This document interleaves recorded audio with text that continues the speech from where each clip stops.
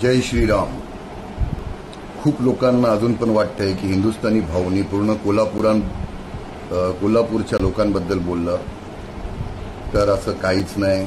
ही मागे माझी आई आहे, तिची शपथ घेऊन सांगतो आणि महालक्ष्मीची शपथ घेऊन सांगतो, तुमच्यासाठी नाही बोललो।